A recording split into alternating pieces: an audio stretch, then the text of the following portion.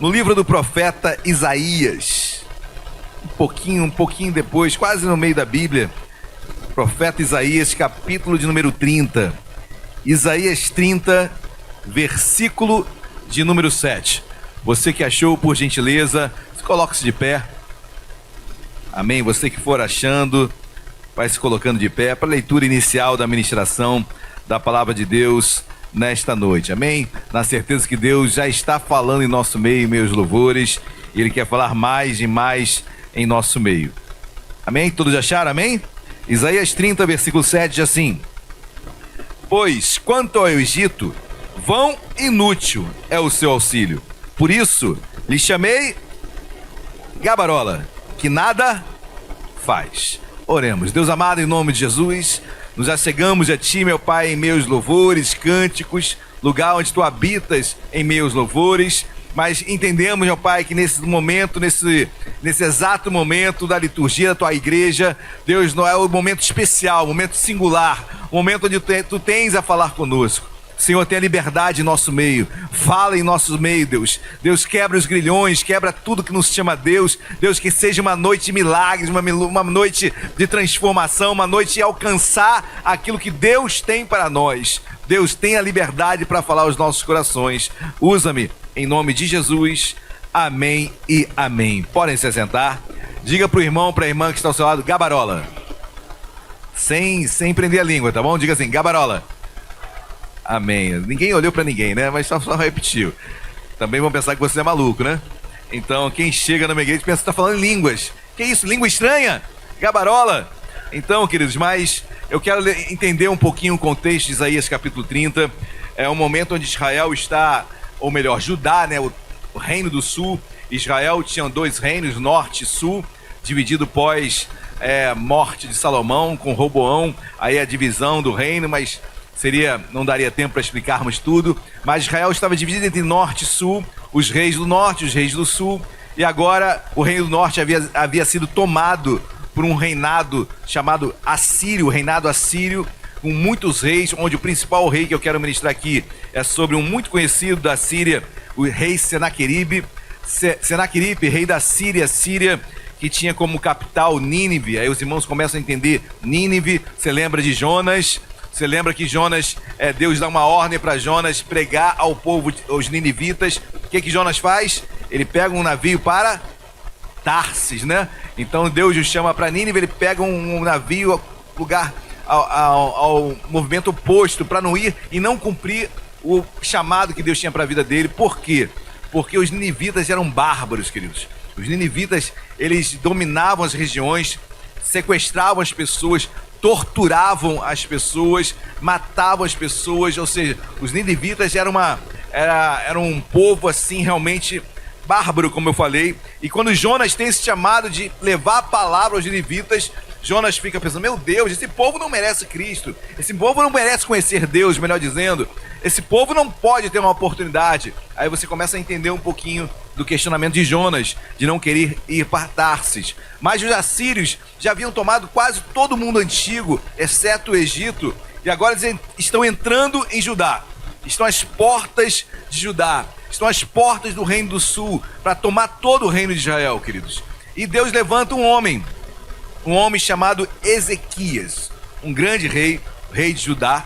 Então, lembrando, a Síria estava dominando o mundo inteiro, reino assírio, e depois Deus levanta um homem chamado Ezequias, rei dos de Judá, um grande homem de Deus. Apesar de ter tido um pai muito fora dos propósitos de Deus, seu pai era Acais. Acais era um homem totalmente idólatra. Acais chega a fazer um movimento de pegar seu próprio filho e sacrificar ao deus Moloque.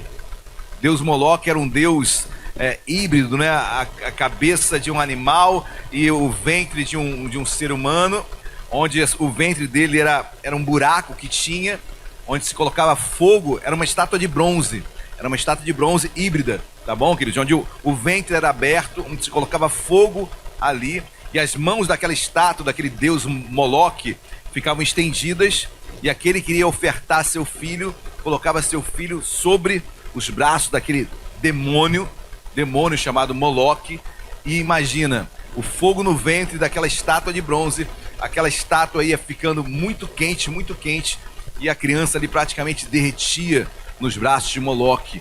Então algo bárbaro que acontecia num lugar chamado Vale do Rinom, ou Vale do Inferno. Até hoje existe em Israel esse vale, que hoje já foi todo reestruturado, hoje houve toda uma mudança, mas antes foi inclusive o Vale do Lixo. Tamanha a podridão espiritual e física que acontecia ali, queridos. Então Acais, o pai de Ezequias, era um homem totalmente endemoniado, um homem totalmente adorando a outros deuses, Baal, Maloque. Pois bem, queridos, tudo daria a entender que Ezequias, seu filho, seguiria o mesmo caminho, seguiria o mesmo propósito espiritual, a mesma herança psicológica, a mesma herança espiritual, mas não, queridos. Ezequias rompe com seu pai, graças a Deus. Algumas vezes entendemos e pensamos, meu Deus, mas esse homem, se meu pai não é crente, eu também não vou ser. Se meu pai é herança hereditária, eu também vou herdar essa herança hereditária espiritual e eu também não vou seguir a Deus. Queridos, na cruz tudo foi quebrado, amém? Toda maldição foi quebrada na cruz. E quando eu olho para isso, Ezequias é um dos homens que quebra a maldição de Deus, a maldição sobre a sua vida. Ele decide servir a Deus. Ele rompe com o legado espiritual que seu pai, legado demoníaco, deixou para sua família. Ele rompe, ele decide ser um homem de Deus. Amém? Eu posso decidir isso na minha vida. Amém, meus amados? E aí, agora está Ezequias, rei de Judá, governando o seu território, e Senaqueribe, aquele grande exército que tomou quase todo o mundo antigo, as portas de Judá. As portas de Judá. Na verdade, Judá já havia até sido tomada por Senaqueribe, mas era um tipo de vassalo, ou seja, eles tinham uma certa independência. Israel, Judá, pagava tributos a Senaqueribe para permitir uma certa independência em seu território. Mas não deixa de ser uma escravidão, obviamente. Mas chega um momento, queridos, em que Ezequias fala, chega, eu sou um homem de Deus, eu sou um homem de Deus, eu vou romper com isso. Eu vou romper com essa escravidão, eu sou um homem de Deus, o meu povo não pode ficar escravo e dependendo de um rei pagão, um rei que vai nos dominar e nos escravizar. Ezequias quer romper com tudo isso, queridos.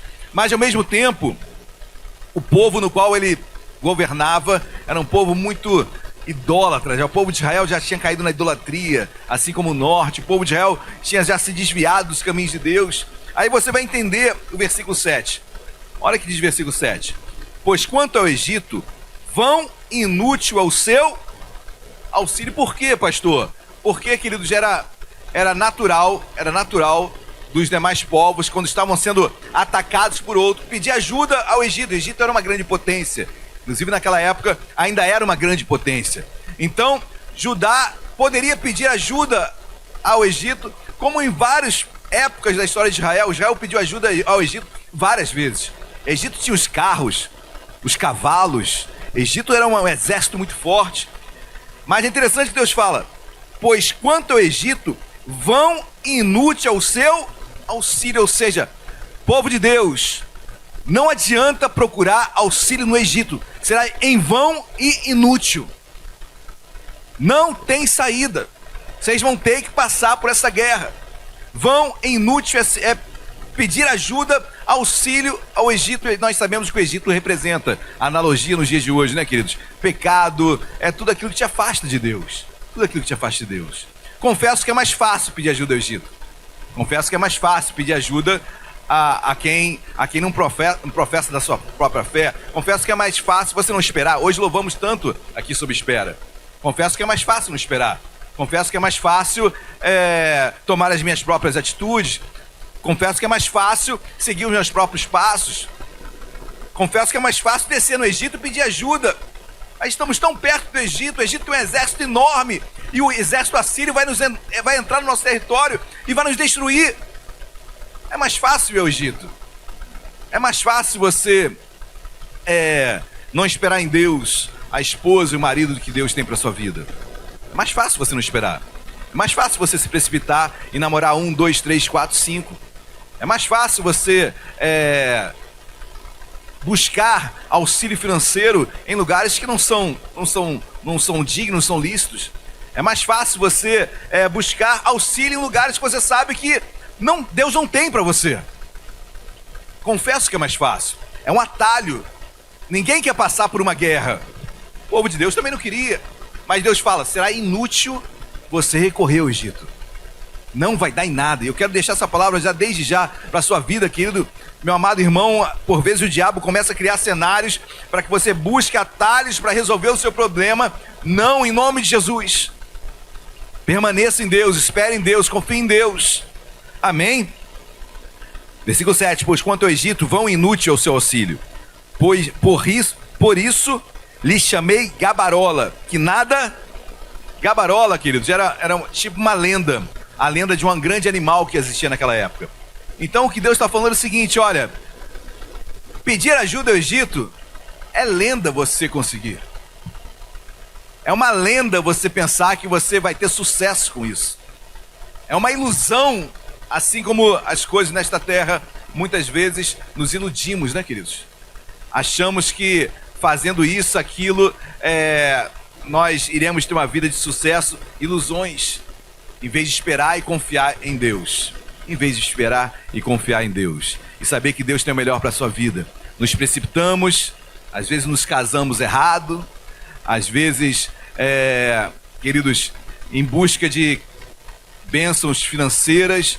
Hoje, infelizmente, quantas pessoas estão entrando no vício dessas bets da vida, do futebol? Quantas pessoas se endividando?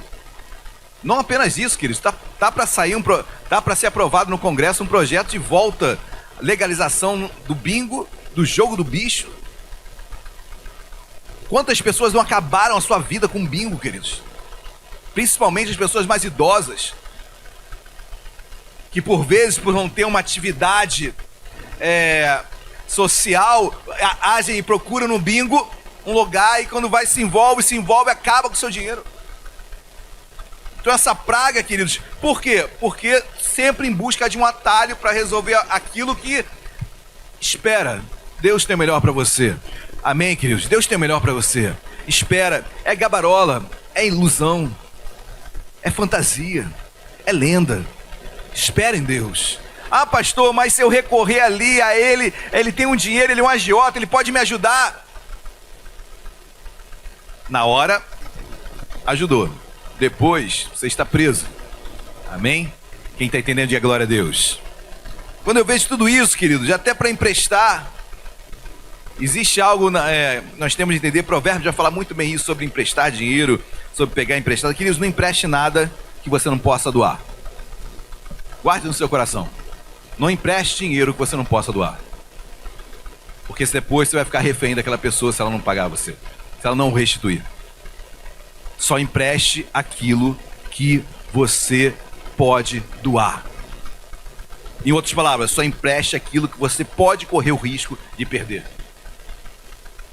Porque depois, amanhã, você não recebe, não é restituído, e como fica a situação? Só empreste aquilo que você pode doar. Amém, meus amados? Quando eu vejo todas essas situações, que é mais fácil recorrer ao Egito, e Deus fala, será inútil, Israel. Judá, Ezequias, rei Judá, vai ter que enfrentar a Síria. Não adianta procurar ajuda no Egito. O confronto vai existir, confia em mim. Eu sou com vocês. Amém? Deus é conosco, amém, meus amados? Glória a Deus. Então, guarde isso, gabarola. Quando algo vier na sua mente, no seu coração, olha, faça isso. Tá certo que Deus não aprova, mas faz. Vem no teu coração, na mesma hora, gabarola. Mentira, engodo, ilusão. Ilusão é doença, amém, queridos? Desilusão é cura. Tem pessoas que gostam de viver uma ilusão, né? Só que a realidade ela é nua e crua. Então, queridos, quando eu passo a olhar isso, eu vejo gabarola, de nada faz, é ilusão. Pode atender uma questão tua pontual. Uma noite, uma saída, um prazer temporário. No final, queridos, como nós vamos ver aqui, vergonha e confusão. Porque é inútil recorrer ao Egito. É inútil recorrer àquilo que não é de Deus. Inútil gabarola, engodo, lenda. Você vai se frustrar. Quem está entendendo, diga glória a Deus. Eu não sei o que está sendo gabarola na tua vida. Eu não sei qual é a situação que foi colocada diante de ti, que o assedia, que o seduz, a seduz para tirar você da presença de Deus. Mas guarde no teu coração, é gabarola, é lenda. Eu não aceito na minha vida em nome de Jesus, amém? Eu não vou cair nessa ilusão. Glória a Deus. É vão, é inútil. Não siga, não procure ajuda no Egito. Quantas pessoas, queridos, abrindo seu coração para pessoas que nem crentes são. Pessoas abrindo o coração, falando de coisas íntimas, pedindo conselhos para pessoas que nem conhecem a Bíblia. Gabarola. É inútil, não vai te ajudar. No momento exato, naquele pontual momento, talvez lhe traga algum tipo de prazer, algum tipo de alívio. Algum tipo de alívio. Mas depois, queridos, no dia seguinte, você entende que tudo era gabarola. Tudo era ilusão. E você continua do mesmo jeito. Não desça ao Egito. Amém, igreja? Glória a Deus. Vá no versículo 1. Capítulo 30, versículo 1 ainda. Olha que diz o texto. Ai dos rebeldes, diz o Senhor, que executam planos que não procedem de mim. Deus está falando isso para o povo de Deus. Vocês executam planos que não procederam nunca de mim. Eu nunca disse isso para vocês. Assim estava o povo de Israel, queridos. Ezequias, um grande rei, um grande homem de Deus, governando um povo perdido. Um povo, como a Bíblia diz, que executam planos que não procedem de Deus. Fazem aliança sem a minha aprovação. Não consulta a Deus, não ora a Deus. E fazem suas alianças. Queridos, se não vigiarmos, somos assim. Fazemos as coisas sem consultar a Deus. Fazemos alianças sem consultarmos a Deus. Fazemos contratos com pessoas sem consultar a Deus. Já falei, nos casamos sem consultar a Deus. Namoramos sem consultar a Deus. Cuidado. Gabarola. Amém, meus amados? Glória a Deus. Continuando o texto. Aí no versículo 1. Fazem aliança sem a minha aprovação, para acrescentarem pecado sobre... O que é pecado sobre pecado? É pecado ao quadrado, né? É isso mesmo, na matemática seria. O que é isso, queridos? Pecado sobre pecado. Um abismo vai chamando o outro abismo. Amém, meus amados? Gente, está calor, não tá? Só eu estou sentindo? Nenhum diácono sentiu o calor. Amém. Mas continuando, queridos. Para acrescentarem pecado sobre pecado, ou seja, é um abismo chamando outro abismo. Quanto mais você vai procurando ajuda no Egito, quanto mais você vai procurando ajuda e se envolvendo com coisas que não agradam a Deus, mais você vai perdendo a sua vida, mais você vai se desviando dos propósitos de Deus. Amém, queridos? Versículo 2, olha que diz o texto. Que descem ao Egito sem me consultar, buscando refúgio em Faraó e abrigo à sombra do... Descem ao Egito sem me consultar, fazem propósitos sem me consultar, fazem alianças sem me consultar, não conhecem a palavra de Deus e começam a fazer acordos, alianças, se envolvem com situações que não agradam a Deus e Deus não foi consultado. E o pior de tudo, queridos, quando as coisas dão errado, a culpa é de quem? De Deus, né? Onde tu estavas, Deus? Que não vistes tudo isso que estava acontecendo? Onde tu estavas, Senhor?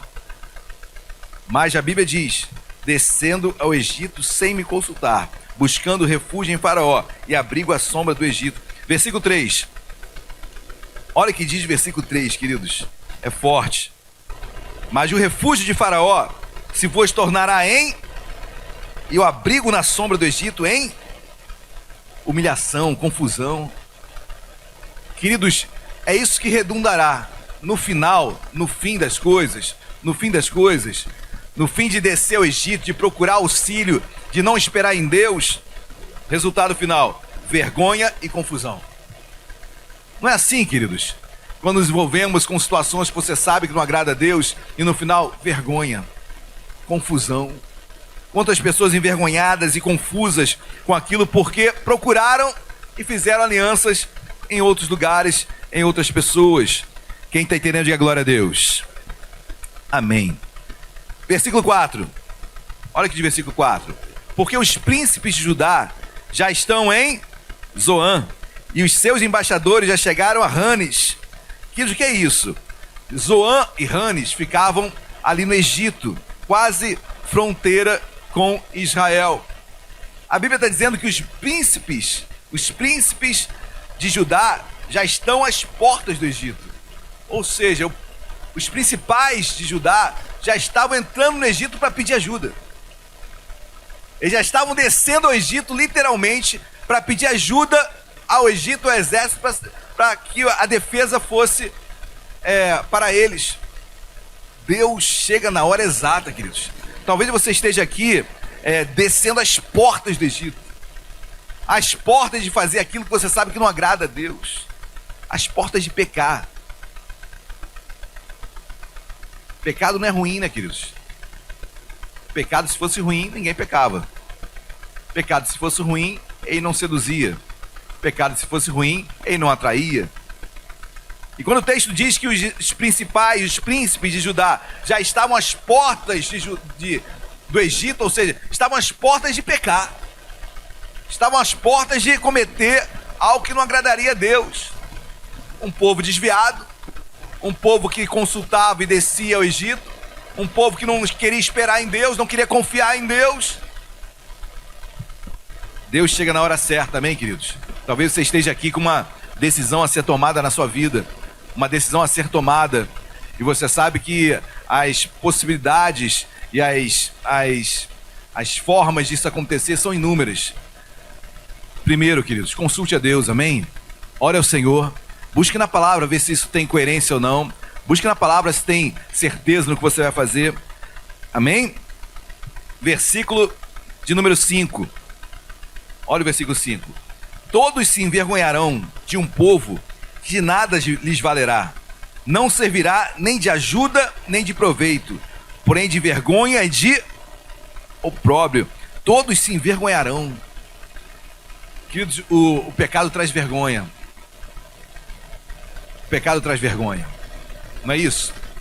Quando Adão pecou, o que ele fez? Primeiro, ele se escondeu de Deus, né? Segundo, ele estava nu, sempre esteve, mas nunca sabia que ele estava nu. Nunca teve problema estar nu. Mas quando ele pecou, a primeira coisa que ele teve foi vergonha e tampou a sua nudez. Pecado traz vergonha. Pecado traz vergonha. E quantos homens de Deus estão sendo envergonhados, queridos? Quantos homens e mulheres de Deus estão sendo envergonhados? Porque deliberaram, quiseram e desceram ao Egito, porque descer ao Egito é não confiar em Deus. Descer ao Egito e concretizar o gabarola, cair na ilusão, cair no príncipe, no conto do príncipe. Tem pessoas que são assim, né? Você começa a namorar, é um príncipe, né? É um príncipe. Você se casa, só vem o cavalo. Por quê, queridos? Ilusão. Não experimentou. Em que sentido, pastor? De provar se é homem de Deus ou não, se é mulher de Deus ou não. Não soube esperar. Alianças precipitadas, alianças de uma hora para outra. Pessoas que acabam um relacionamento já estão em outro. A frustração de um para tentar suprir no outro.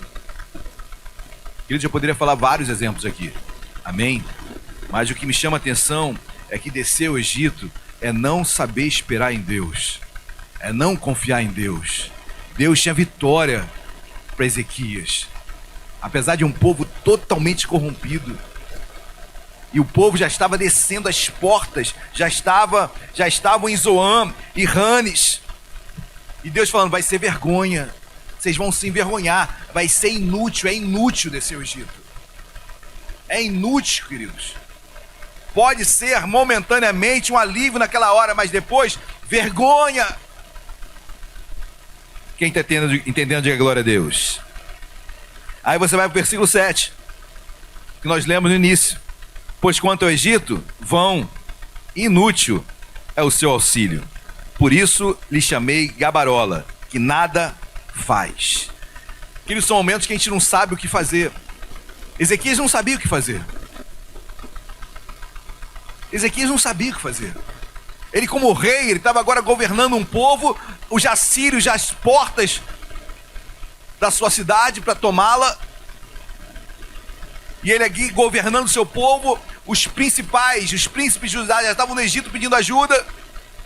O que fazer? Confesso, queridos, que é muito mais fácil, como eu falei no início, pedir ajuda ao Egito. Cuidado, porque pode se transformar em vergonha e confusão. Pula para o versículo 15. Versículo 15 eu acho lindo. Olha aqui o versículo 15. Porque assim diz o Senhor Deus. Depois você lê todo o capítulo em casa. Versículo 15 assim. Porque assim diz o Senhor Deus, o Santo de Israel: em vos converterdes e em sossegardes está a vossa... Olha que interessante, queridos. Ezequias, em você se converter a mim e sossegar, vem salvação. Sossega, camarada. Que agitação toda é essa? Que ansiedade é essa? Que pressa é essa? Que celeridade é essa? Tudo para amanhã, tudo para hoje, né? Nem amanhã, para hoje, agora. Sossega. O que Deus está falando a Ezequias? Camarada, em te converteres, sossega. Você está muito agitado. Você quer descer para o Egito, você quer levantar carros e cavalos. Sossega. Espera. Sossega. Eu sou contigo, Ezequias. Era isso que Deus está falando. Ô rei de Judá, eu sou contigo. Sossega um pouco. Não somos assim, queridos. Por vezes ansiosos, querendo tudo de uma forma imediata, tudo fast food, tudo de numa velocidade incrível. Hoje você, com a inteligência artificial, você faz tudo na mesma hora. Você quer estudar, você pede uma matemática, tudo pronto. O povo tá ficando burro. Na minha época, queridos, olha, lembra da Barça? Enciclopédia Barça. E você ia pra biblioteca para estudar, até você achar o livro, o volume da enciclopédia Barça, já tinha passado a manhã inteira na biblioteca. Aí quando você achou, estava na hora de ir embora. Aí você levava, né, a enciclopédia, estudava, copiava. Para ter acesso à informação tinha que ralar, tinha que se dedicar muito. Hoje, se isso é bom ou ruim, eu não sei, queridos. Confesso que às vezes eu estou escrevendo, meu Deus, estou ficando burro. Porque hoje você não escreve mais. Você não escreve mais hoje. Hoje você só digita. Pouco se escreve. Ou seja, queridos, a população está ficando mais burra mesmo. A informação é uma velocidade incrível.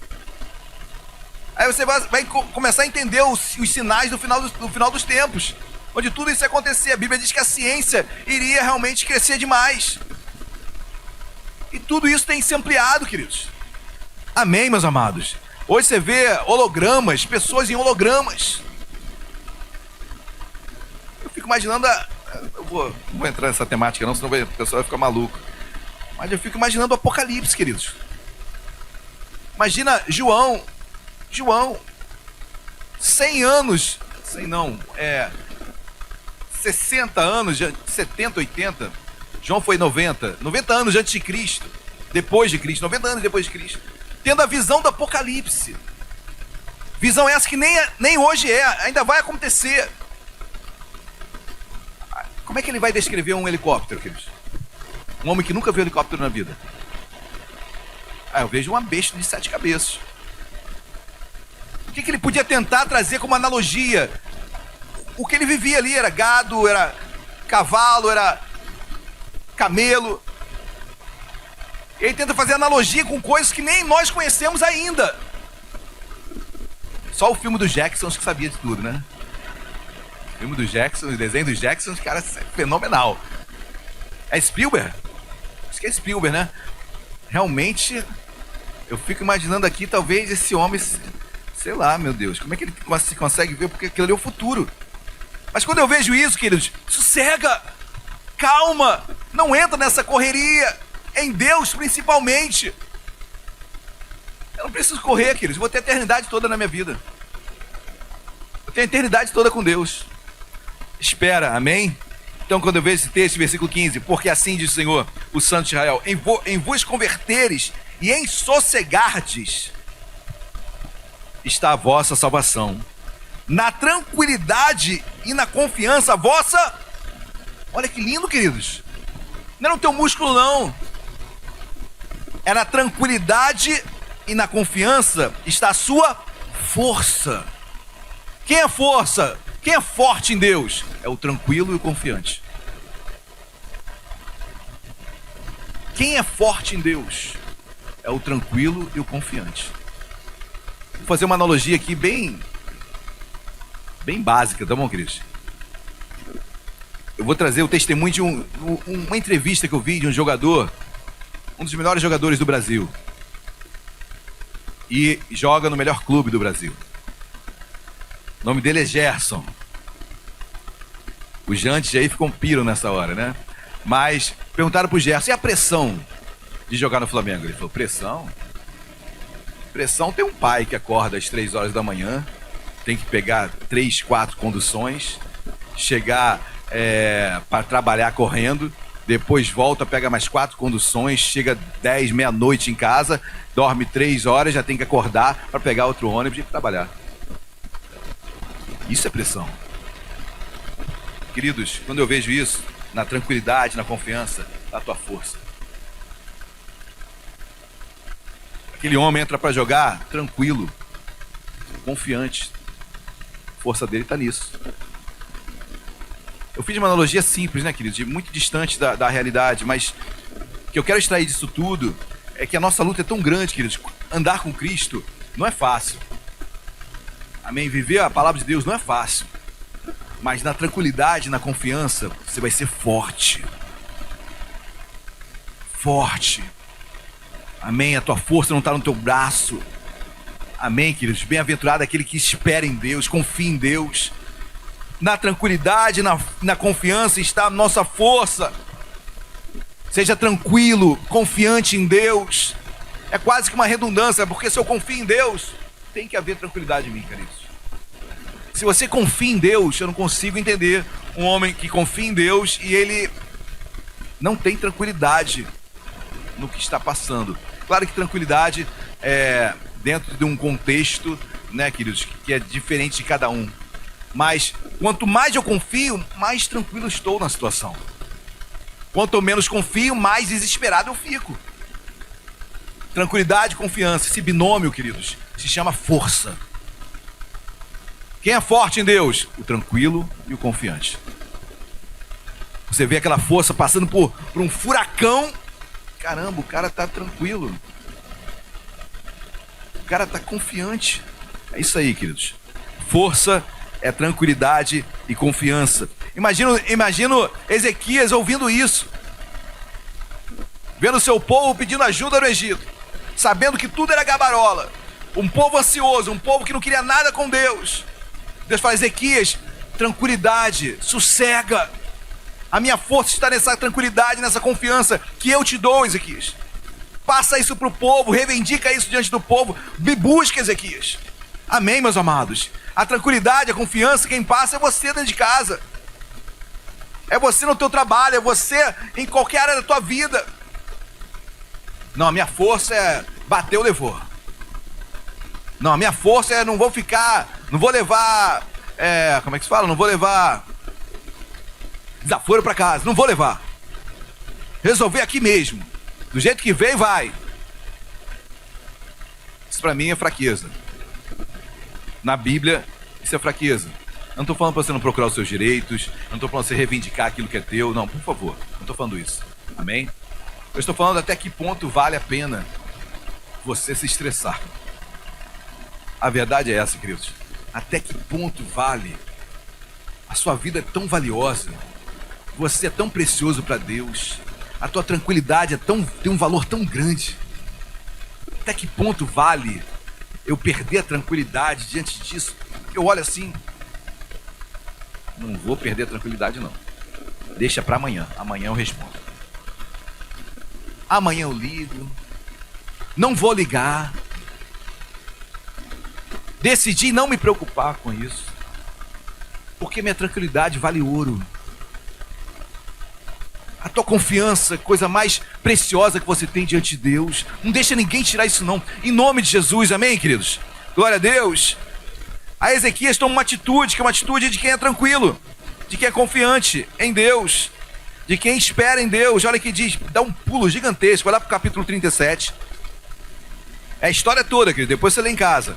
Isaías 37, versículo 14. Lembre-se, Senaqueribe, rei da Síria, está às portas de Judá para entrar e destruir a cidade. Mas olha o que diz o capítulo 37, versículo 14. Todos acharam, amém? Tendo Ezequias recebido a carta das mãos dos mensageiros. Que carta é essa, queridos? Carta dos mensageiros de Senaqueribe. O rei da Síria mandou uma carta. E a carta, depois você lê a carta nos capítulos anteriores, que é uma carta, assim, pejorativa, grosseira, de zombaria, a ponto do rei Ezequias falar, olha, vocês irão comer do seu próprio excremento e beber da sua própria urina. É isso mesmo, queridos. Vocês vão comer do próprio excremento e beber da sua própria urina. Tamanha era a afronta que Senaqueribe estava dando para o povo. A carta chegou na mão de Ezequias. E aí, queridos? Se uma carta, se um e-mail desse, se um WhatsApp desse chega para você, o que você faz? Vou responder agora. Olha que diz versículo, olha como Ezequias responde. Capítulo 37, versículo 14. Tendo Ezequias recebido a carta das mãos dos mensageiros, leu-a. Para aqui, queridos. Uma coisa certa, queridos. Fé não é fugir da realidade. Fé é saber da realidade e entender que Deus vai fazer milagre. Eu sempre falo isso, né, queridos? Se eu não souber que aqui tem um degrau... Não vou falar isso não. Me esqueci, falei bobagem. Mas vamos supor... Se eu não souber que aqui tem um precipício e for andando e cair, não cair? Agora, se eu souber que tem um precipício, olhei para ele, caramba, é alto, muito alto mesmo, mas eu creio que Deus vai fazer. Não faça isso não, por favor, tá, queridos? Tá amarrado em nome de Jesus, não tem isso não. Mas se você crê e você anda e passou, isso é fé, queridos. Você viu o precipício, você entendeu o risco que era estar ali. Repito, não faça isso, por favor. O pastor mandou eu passar pelo... Por favor, tá amarrado em nome de Jesus. Mas fé é você encarar o problema e falar, Deus é comigo. Ezequias podia, não, sou um homem de fé, não vou nem ler. Tem pessoas que são assim, não, eu não quero nem saber do problema. Deus é comigo. Medo. Isso é medo de encarar a realidade. Mas olha o que diz o capítulo 14. Tendo Ezequias recebido a carta das mãos dos mensageiros, leu-a. Então subiu a casa do Senhor, estendeu-a perante o... Eu fico imaginando, queridos, Ezequias, entre aspas, vai à igreja, né? Casa do Senhor vai à igreja, pega a carta e coloca no chão, ele estende a carta. E ele começa a ler a carta para Deus. O que Ezequias está falando? Senhor, essa carta não é para mim não. Endereçaram para mim. Eu sou endereçado, mas está errado. O endereçado é o Senhor. É contra ti essa aflição. É contra ti essa afronta. Aí o texto continua, versículo 15. E orou ao Senhor dizendo... Ezequias começa a orar. 16. Ó Senhor, Deus dos exércitos, Deus de Israel, que estás entronizado acima dos querubins. Tu somente és o Deus de todos os reinos da terra. Tu fizeste os céus e a terra. Inclina, ó Senhor, os ouvidos e ouve. Abre, Senhor, os olhos e vê. Ouve todas as palavras de Senaqueribe, as quais ele enviou para afrontar o Deus. Espera aí. A carta foi para quem, queridos? Quem era o endereçado? Ezequias. Mas Ezequias pega a carta. Claro que isso agora é um plus meu, tá bom? Pega a carta, risca o endereçado Ezequias e bota: Deus vivo. Essa afronta não é contra mim. Senhor, chegou uma carta para ti aqui. Conteúdo pesado, hein? Não é para mim, é para ti, Senhor. Querido, se você tiver isso e sempre entender isso, Senhor, não é contra mim, é contra ti. Lembra-se que Davi falou quando ele vai pelejar contra o gigante Golias? Quem é esse incircunciso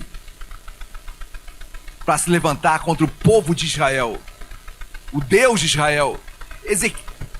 Davi tira a briga contra ele e coloca perante Deus. Olha, não é contra mim, Senhor, é contra ti. E o texto continua.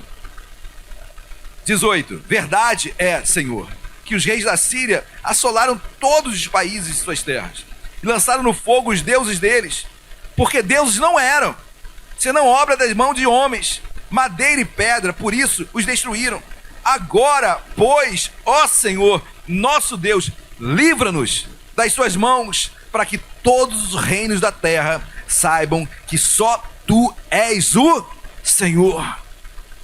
Amém, queridos? Ezequias vai na casa de Deus.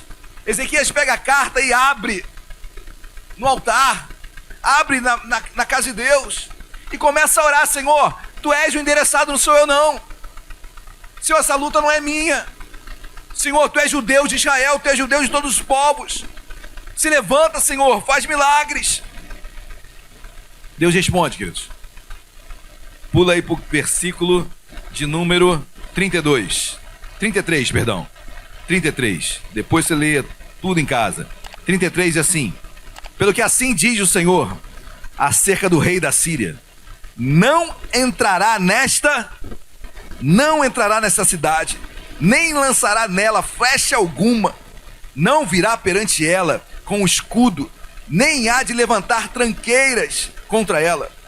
Pelo caminho por onde vier, por esse voltará, mas nesta cidade não entrará o Senhor. Amém, queridos? Não entrará, diz o Senhor. Amém, meus amados? Não entrará. Deus responde, queridos. Deus é um Deus de milagres. Será que Ezequias não vai ao Egito? Isso é ilusão. Queridos, contaram uma ilusão para você, que as coisas seriam rápidas, que as coisas são resolvidas de uma hora para outra. Isso é ilusão. Não crê em nada que é muito rápido. Deus trabalha com eternidade. As coisas de Deus são duradouras, são eternas. O princípio de Deus é a eternidade. Por isso que crente não fica. Crente não fica, queridos. Crente não fica, porque ficar é descompromisso. Namoro é com compromisso de casar. Quer namorar? Tem um anseio de casar com ela ou com ele. Namoro não é para tentar. Eu estou pegando um tipo de relacionamento, mas isso serve para tudo, queridos. As alianças que a gente faz com Deus são duradouras. Cuidado com as coisas voláteis. Cuidado, queridos. Passageiras, efêmeras, passa rapidamente. Deus não trabalha com coisa efêmera, coisa que passa rápido. Deus tem coisa duradoura para você. Amém? Experiências duradouras, experiências eternas com o Pai. Isso que Deus tem para nós. Aí ele termina dizendo: olha, não vai entrar nessa cidade, diz o Senhor. Chega. Ezequias, segura o povo aí, porque eu já respondi. A Síria não vai entrar em Judá. Eu sou com esse povo. Amém, meus amados? Deus é conosco. Espera nele, confia nele. Foram todos os louvores que foram entoados aqui, todos, queridos. Se eu tivesse combinado com eles, não seria tão perfeito. Confie em Deus, espere em Deus, aguarda que Ele é fiel, Ele é bom. Ele vai se levantar. Amém, meus amados? Não se precipite. É gabarola. Você vai chegar em casa, vai andar durante a semana e você vai identificar o que é gabarola na tua vida. O que é ilusão, o que é isca para te tirar do caminho de Deus. O que te tira do propósito de Deus. Amém, meus amados? Glória a Deus. Eu estava conversando com um irmão ainda há pouco. Eu não vou falar não. Mas situações que parecem ser lícitas. E quando você vai ver, meu Deus, isso vai me levar depois para onde?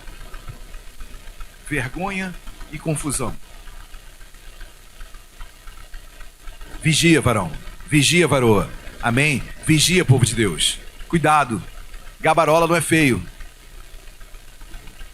Gabarola não é feio. Gabarola seduz. Gabarola é mais fácil. Gabarola é atalho. Gabarola é aquilo que você está precisando. Vigia, em nome de Jesus. Amém? Confia, espera. Deus tem melhor. Queridos, agora Deus dá vitória para o povo. Ezequias tem vitória. Depois você lê tudo, todos os capítulos. Ezequias ganha a batalha, porque Deus prometeu. Judá fica durante um tempo independente e sem pagar tributo. Se tivesse a ajuda do Egito, vamos supor o absurdo de Israel ganhar a guerra. Você acha que Egito não ia querer nada em troca? Eu te ajudei, agora você me ajuda. Quero algo em troca. Me dá uma terra tua, me dá um dinheiro teu. Cuidado, Gabarola. Quer te ajudar fácil? Lá na frente você vai ver o que vai ter de retorno. É fácil agora, é rápido agora. Lá na frente, vem a rasteira. E depois, queridos, às vezes as consequências, a gente pode até mitigá-las, mas as consequências são muito duras. Muito duras. Hoje você vê jovens com 12, 13, 14 anos grávidas, tendo filho. Aqueles filhos sempre vai ser bênção, amém? Mas é uma consequência. Às vezes de uma precipitação. E por gabarola, queridos. Por 10 minutos de prazer. Gabarola. E aí você vai ter a sua vida inteira comprometida em alguma coisa. Seus estudos vão ser comprometidos. Seu trabalho em um determinado momento vai ser comprometido. A criança será muito comprometida. Estou tentando pegar alguns exemplos, queridos, para tentar explicar o que é gabarola na prática. Mas você sabe melhor do que eu. Então que Deus venha te blindar nesta noite das mentiras do engodo do diabo. Quem faz gabarola é o diabo. Ele é o pai da mentira, é o pai da ilusão. Ele é o pai da ilusão. Ele sempre vai propor algo que é ilusão para a tua vida. Mas nós cremos num Deus que é fiel, amém? Que trabalha com sossego e tranquilidade. Qual é a tua força? Tranquilidade e confiança. Quando te converteres, você será, e sossegares, será salvo. Tem gente que aceita Jesus e não sossega, queridos. Pé na igreja e pé no mundo. É o crente Raimundo, né? Perdão se tem algum Raimundo, meu Deus. Eu sempre cometo essas gafes. Perdão. Não foi a minha intenção. Mas não sossega. Se converteu, mas não sossega. Não para ouvir Deus, não para ler a Bíblia. Sossega, varão, sossega, varoa. Em nome de Jesus, amém? Leva a tua petição para Deus. Não leva para o Egito, não. Não leva para o Egito, não. Amém? Glória a Deus.